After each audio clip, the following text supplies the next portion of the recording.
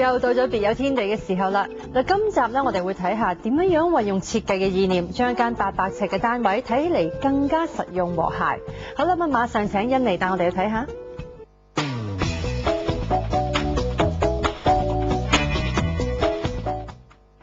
800尺嘅面積要住7個人，你哋一定會覺得好逼啦。但係今集咧，我就會帶你哋去睇下呢7個人咧點樣共享呢800尺嘅空間，去展示佢哋嘅品味家居。全屋採用簡約嘅風格，務求令個人喺視覺上可享受更大嘅空間。梳化、標煙電視櫃同餐台咧都以簡單嘅線條為主。而呢一幅耀眼嘅綠色牆咧，加埋全屋其他嘅白色牆，為大廳咧帶嚟好 warm 嘅感覺。尤其係牆中間嗰個長方形嘅玻璃色位，加上入邊嘅燈光，令人覺得有一種 space behind space 嘅感覺，頓時令呢一個簡約嘅客廳咧添多咗一份 detail。襯上以長形為主嘅梳化，夾住中間圓形嘅餐台同埋吊燈，你哋覺唔覺得埲牆都可以係家私嘅一部分呢？呢度咧其實咧係一個好難用嘅積嚟嘅，因為咧個牆身咧有3道門，加埋嗰個儲物櫃咧，總共4道門對住嗰個客廳同埋飯廳嘅。咁如果我想將所有門咧就比較好似同個牆身咧睇成好似一個平一個面咁樣，咁就會冇咁突出每一道門嘅形狀咯，咁所以同全部門同埋門框咧，同埋嗰個趟門都係跟牆身色嘅，咁睇上去有歸一啲啦，同埋個空間感咧就強啲嘅。客廳喺視覺上除咗簡潔之外，呢個主力陣咧亦將大廳分成咗2個區域。飯廳區嘅綠牆亦以顏色嘅對比咧，令到全間屋更加有層次感，而且仲拉長咗前後嘅空間感。試想下，如果呢一幅牆係白色嘅話咧，效果就唔會太明顯啦。綠色咧亦都同窗內嘅植物咧互相呼應，為大廳帶嚟咗一啲大自然嘅氣息。上屋企睇落去大啲，我哋好多時咧都會向高空發展。一個高嘅樓底咧，可以令人產生更多嘅空間視覺效果。原來裝假天花咧都可以令人喺視覺上覺得樓底高咗嘅喎，因為拉長咗高低嘅空間感啊嘛。呢個7人之家咧，客廳咧就寬敞明淨啦，但係儲物空間咧，其實係每個香港人都會頭痛嘅問題喎。記得細個嗰陣時咧，我媽咪 insist 喺每間房咧都要有一個標煙嘅大衣櫃，入邊可以攞嚟擺棉胎啊嘛，甚至乎連走廊位都唔放過咧，要裝個假天花攞嚟擺雜物。咁但係呢一間屋咧，想揾雜物咧就揾唔到啦。點解？因為佢哋有一個隱形嘅大型儲物櫃，擺晒成間屋嘅雜物。呢個儲物櫃咧係主要用咗一個趟路咧，係一個平嘅趟路嚟嘅。因為通常嗰啲趟門咧都係一前一後嘅，咁呢個趟路咧就係好特別咧，就係令到2道門咧係平嘅，咁就會同個牆身咧比較好似 blend in 咗一齊咁樣，就唔會咁明顯，好似一個隱形嘅儲物櫃咁嘅。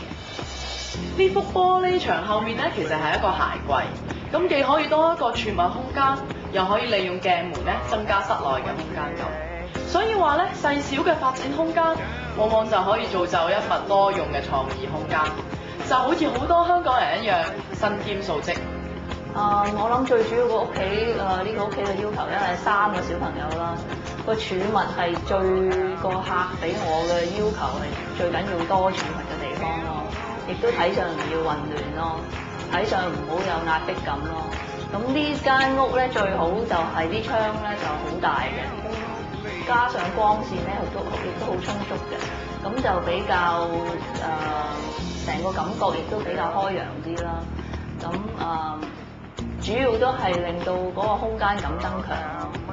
3個小朋友嘅房間以簡潔為主，呢張書台咧一定夠佢哋3個排坐做功課啦。呢個玻璃吊櫃咧，除咗實用之外，仲可以用磁力貼嘅上去喎，好似玻璃嘅水松湖咁樣。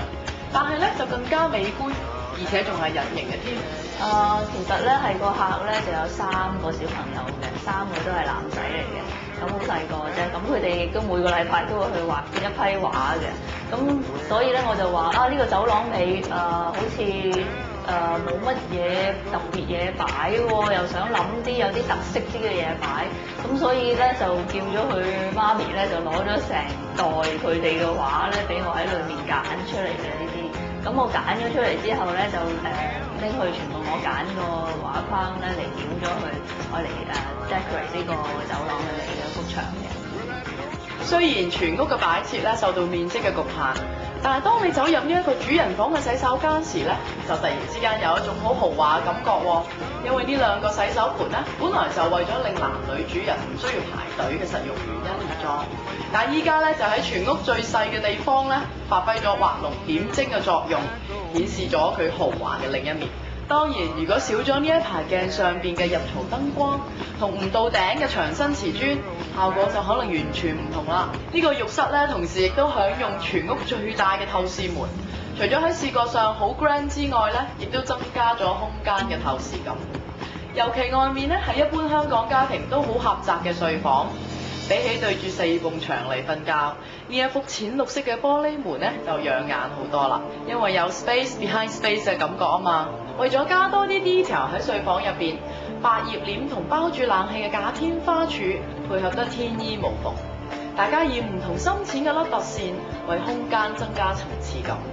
而呢個凹凸天花柱咧，亦都令睡房甚至全屋多添咗一分尊貴，或者係話好含蓄咁樣令到呢個空間變得更加高貴。睇完全屋嘅間隔同埋佢嘅儲物空間之後咧，我就會同大家一齊研究下屋主嘅品味，睇下佢點樣喺細節咧同埋傢俬嘅選用之中反映出嚟。咁希望咧你可以從中吸取靈感嚟佈置你自己嘅家居。睇下呢個電視櫃係咪覺得越睇越有味道呢？因為佢大而不巨，好有通透感。佢唔單止令電視機同鋼琴咧可以好協調咁樣擺埋一齊，加上牆頂包邊嘅主力陣，產生咗視覺上統一 finish 嘅效果。頂層嘅燈槽咧，亦都成為另一種嘅線條，加上燈光嘅效果，唔同粗幼嘅線條咧，統一咗呢個區域。喺所有長方形嘅線條當中咧，呢一盞由 Jasper Morrison 所設計嘅吊燈就最為搶鏡啦，鶴立雞群，備受注目。再配上呢一個由 Charles and Ray Eames 所出品，被稱為20世紀經典設計嘅餐椅，同油咗白色漆油嘅玻璃台咧，係咪非常之特別呢？原來細小嘅空間，好有創意咁樣選用唔同嘅質料配搭咧，可以展示屋主含蓄嘅心思品味。